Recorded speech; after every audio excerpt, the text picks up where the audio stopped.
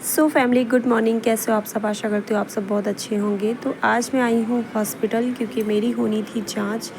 तो आज ना हॉस्पिटल आने के बाद में मेरा इतना ज़्यादा दिमाग ख़राब हुआ है क्योंकि इतना गर्मी और इतनी ज़्यादा भीड़, ऊपर से इतनी लाइनें लगा ली। ये फ़र्स्ट लाइन मैंने यहाँ पे लगाई है जो मेरी जांच होनी थी उसके लिए, जो रसीद कटवाते हैं ना, तो पहले लाइन मैंने वो वाली लगाई। उसके बाद आप देख सकते हैं जहाँ जांच होनी है, यानी कि जहाँ मेरा सैंपल लिया जाएगा, वहाँ पे कितनी लंबी लाइन है। और मतलब यही मुझे समझ में नहीं आता, गवर्नमेंट हॉस्पिटल में इतनी ज़्यादा भीड़ होती है और हस्बैंड को अलाउ नहीं करते, जेंट्स को यानी कि अलाउ नहीं करते हैं अंदर। अब लेडीज़, जो प्रेग्नेंट लेडीज़ हैं, वो आप देखिए, बोलते हैं ज़्यादा देर खड़े नहीं रहना होता है प्रेगनेंसी में, और खड़े हो भी नहीं पाते हम लोग। इतनी ज़्यादा प्रॉब्लम्स होती हैं कि हम लोग ज़्यादा देर एक जगह नहीं खड़े हो पाते, दिक्कत होने लगता है। लेकिन यहाँ पे हमें लाइन लगानी पड़ती है। घंटों लाइन लगाने के बाद में फाइनली मेरा नंबर आया और यहाँ पे मैंने मतलब सैंपल लिया गया। बहुत ज़्यादा पेन हो रहा था, लेकिन अब उतना नहीं पहले जैसा था ना कि मैं नीडल से बहुत ज़्यादा डरती थी, इंजेक्शन से। लेकिन अब तो ऐसा लग रहा है, दो बच्चे हो चुके हैं और तीसरी प्रेगनेंसी, अब तो इतनी ज़्यादा ऐसा लगता है आदत सी पड़ गई है, तो उतना ज़्यादा नहीं लगता है। फिर यहाँ पे मैं थोड़ा सा पता नहीं क्यों बैठी हुई थी, मुझे खुद भी नहीं पता है कि मैंने, शायद हो सकता मैं बहुत ज़्यादा थक गई होंगी। और हाँ, मैंने वो बुक किया हुआ था, ऑटो बुक किया हुआ था हस्बैंड ने, तो शायद उनका वेट कर रही थी। तो फाइनली यहाँ से सैंपल दे के हॉस्पिटल से बाहर निकल रही थी। और पता नहीं यहाँ क्या होता है कि मैं देखती हूँ किसी डे में बहुत ज़्यादा भीड़ होती है और किसी डे में बहुत कम भीड़ होती है। ये नहीं समझ में आता है क्या है सिस्टम, क्या नहीं।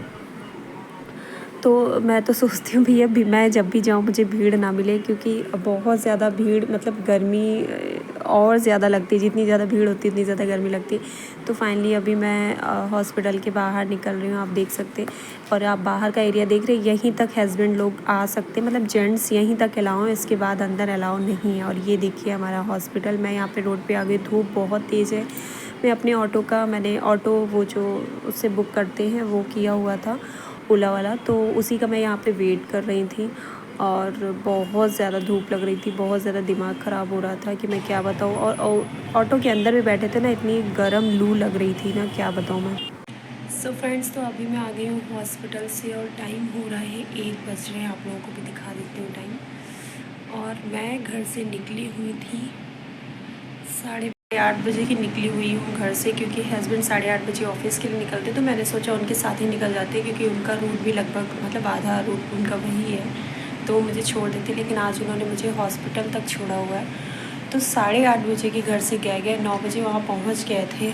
तब मेरा इतना लेट जांच हो पाया है, परेशान हो गए हैं। पहले रसीद के लिए लाइन लगाओ, फिर रसीद का जब काम हो पाता है तो टोकन के लिए लाइन लगाओ, टोकन मिलेगा, जब टोकन मिलता है तब नाम अनाउंस करते हैं बड़ी देर बाद जांच के लिए। तो बहुत ज़्यादा टाइम लग जाता है, इतनी ज़्यादा थकान होती है कि मैं आपको बता नहीं सकती।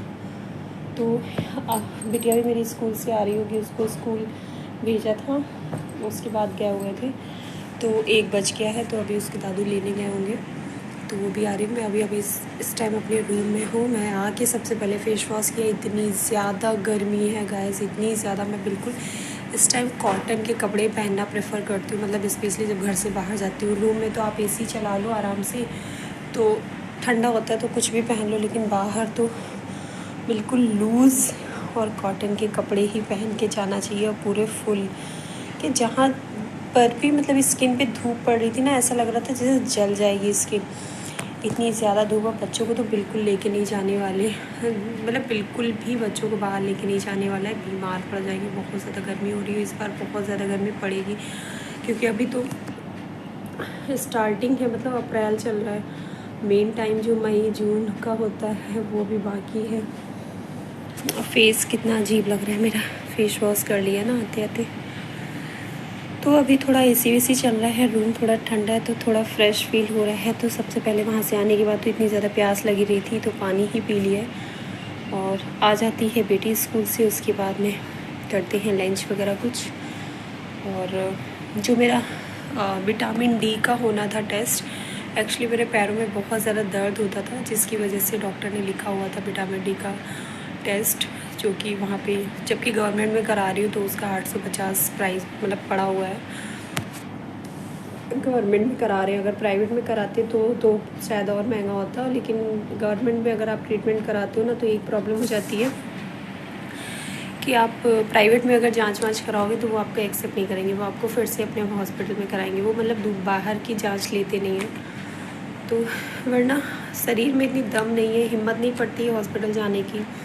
जहाँ मैं ट्रीटमेंट करा रही हूँ वहाँ जाने की हिम्मत नहीं पड़ती। इतनी गर्मी और इतनी वीकनेस है मुझे कि बिल्कुल भी हिम्मत नहीं, लेकिन फिर भी जाना पड़ता है क्योंकि वो जांचें हम बाहर नहीं करा सकते। अगर कराएंगे तो डॉक्टर एक्सेप्ट नहीं करते। तो इस वजह से ही सारा कुछ हो रहा है, वरना तो 850 की थी, कौन सा बहुत। सो गाइस, थकान होने के कारण मैं ज़्यादा ब्लॉग नहीं शूट की हूँ। मैं सो गई थी, खा पी के बच्चों को भी सुला दिया था। उसके बाद शाम का ये वीडियो है, मैं आप लोगों के साथ में शेयर कर रही हूँ। ये मैंने अपना जो गैस स्टोव होता है, क्या बोलते हैं, गैस चूल्हा, वो चेंज किया हुआ क्योंकि मेरा पुराना वाला काफ़ी पुराना हो गया था और काफ़ी उसमें कुछ दिक्कतें हो रही थी, इसलिए मैंने ये ऑनलाइन मंगाया हुआ था। और आप लोग मेरी फैमिली के जैसे हो तो मैंने सोचा चलो मैं छोटी सी खुशी आप लोगों के साथ में भी शेयर करती हूँ। तो मैंने सोचा कि मतलब नया गैस चूल्हा है तो बिना पूजा किए ऐसे खाना बनाना अच्छा नहीं है, पहले इनकी पूजा कर लेते हैं। तो यहाँ पे मैंने स्वास्तिक बना दिया है और बाबू यहाँ मेरे आसपास ही घूम रहे हैं, इसलिए आपको आवाज़ आ रही होगी। और कैसा है आप लोग बताइएगा। ऑनलाइन मैंने फ़्लिपकार्ट से ऑर्डर किया था, बहुत जल्दी डिलीवरी हो गई। मैंने कल किया था और आज शाम को आ गया है। और बच्चों को ना बहुत ज़्यादा बचाना पड़ता है। मैं सोफ़े पे बैठ के वॉइस ओवर कर रही हूँ और ये आके मेरे पास सोफ़े पे चढ़ के मेरे ऊपर जंप कर रहे हैं, बहुत ज़्यादा बचाना पड़ता है। तो यहाँ पे मुझे ज़्यादा कुछ नहीं पता था, जितना भी पता था मैंने किया। धूप बत्ती दिखा दिया, स्वास्तिक बना दिया, हाथ जोड़ लिए कि अच्छे से सब हो, मतलब शुरुआत अच्छी हो।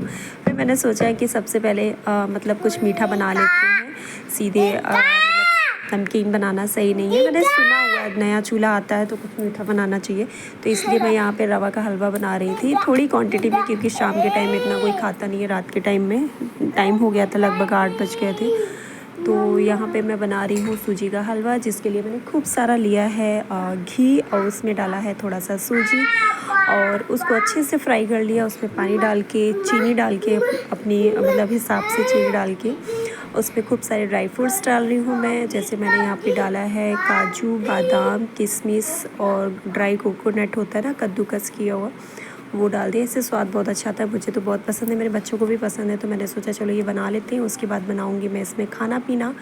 तो बस ये छोटा सा क्लिप था, मैंने सोचा चलो आप लोगों के साथ में शेयर कर देते हैं। हक बनता है आप लोगों के साथ में शेयर करने का, क्योंकि फैमिली जैसे ही हो आप लोग, तो अच्छा बुरा सब कुछ आप लोगों के साथ में शेयर करते हैं। तो आज के ब्लॉग में ज़्यादा कुछ नहीं, और बाकी मेरी रिपोर्ट्स मिलेगी 2 दिन बाद, जैसा भी होगा मैं आप लोगों के साथ में शेयर करूँगी। मिलते हैं नए ब्लॉग के साथ में।